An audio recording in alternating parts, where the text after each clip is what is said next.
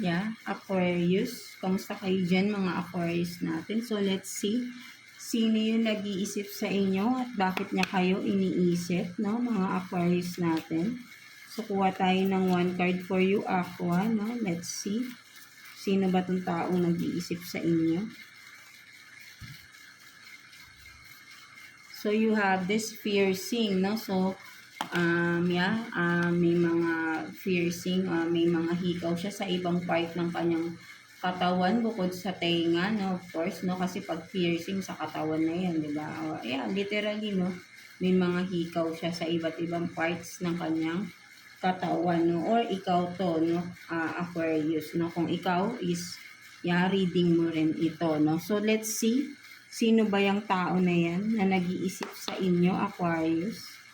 Kuha tayo ng 2 cards for you, Aquarius, no? Tingnan natin.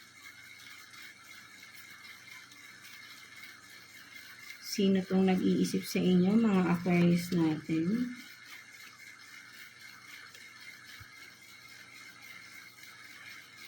So, you have this King of Pentacles in reverse. Yeah. And then, 10 of Cups.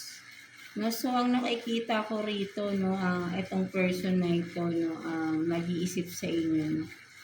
Hindi ko alam kung person mo na ba ito or someone na or boyfriend, girlfriend, ano pa lang kayo, no. So, this person na ito yung parang sabihin natin na pwedeng sabihin nating married kayo ng tao na ito or may plan ng magpakasal for some of you, kung sino man sa inyo, Aquarius, no? So, itong tao na to, no? Ito yung nag-iisip sa inyo. Kung engaged kayo, na maybe for some of you, engaged kayo sa tao na ito. Or, married na kayo sa tao na ito, no? Ito yung nag-iisip sa inyo, no? So, let's see bakit niya kayo iniisip, no? Mga Aquarius natin. No? So, let's see. Kuha tayong 2 cards here for you, Aquarius. Let's see. Bakit niya kayo iniisip, no? Tignan natin. Baka for some of you, nagre-ready kayo ng kasal.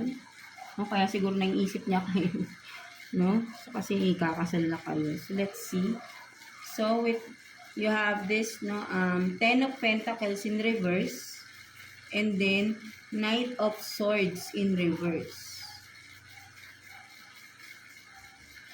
So, malinaw dito, no, mga Aquarius, no, nakikita ko for some of you, this person is, kaya niya kayo naiisip, no, is, no, parang,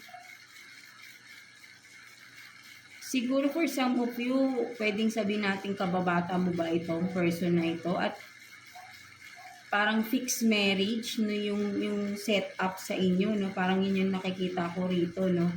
And with the Knight of Swords in reverse, no, sabihin natin na parang parang ikaw or siya, no, wala kayong rights na magsalita, no, ng inyong side, no, parang kung ano man ito, kung ikakasal pa lang kayo, no, parang fixed marriage yung nangyayari sa inyo, no, parang kung yung person mo or itong person na to, parang hindi niya nagugustuhan, no? Hindi niya gusto yung setup na yun, no? Something like that, no? Kaya niya naiisip, no? Maybe talagang parang paparating pa lang itong kasal na ito, no? For some of you, Aquarius, no? At fixed marriage ito, no? For some of you, no? At kaya niya naiisip is hindi niya kasi gusto yung ganong setup, no? So, ayun yung nakikita ko rito, no? Kaya niya naiisip kayo, no? Parang, siguro gusto niya kayong kausapin, parang gusto niyang alamin kung ganon rin ba yung nararamdaman mo na parang ayaw mo rin ng ganong setup, no? So, kayo lang din nakakaalam niyan, no? Kaya may naka-reverse si King of Pentacles, no? Parang hindi siya ready, no? Sa upcoming na wedding ninyo, na parang hindi siya ready to settle down with you, no, something like that, no, or vice versa, no, kasi nga hindi kumbaga fixed marriage yung nangyari sa inyo dito, no, so hindi kayo yung nag-decide nito, no? So, kung I don't know kung gusto nyo ba talaga ang isa't isa, pwedeng hindi rin, no? Kasi nga, fixed marriage, no? That's why parang this person, no, kaya niya kayo naisip, parang gusto niyang malaman sa'yo kung parehas ba kayo ng nararamdaman na ayaw niyo yung ganitong setup. So, maybe, kailangan yung mag-usap ng person na ito, no? Before the marriage. The wedding, I mean, no? Mga Aquarius natin. So, yeah, that's it for you, no? All signs, no? So, I hope na may nakuha kayo some messages, no?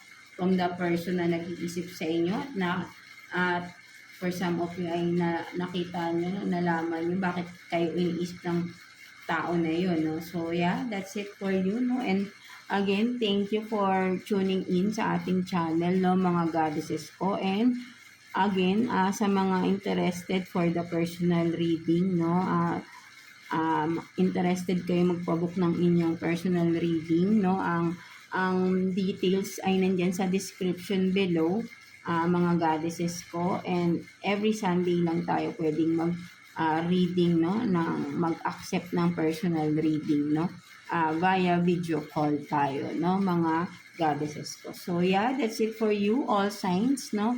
I hope na all of you, no, have a great day ahead, no, after watching this reading for you, no. So, yeah, see you again and God bless you all, goddesses ko.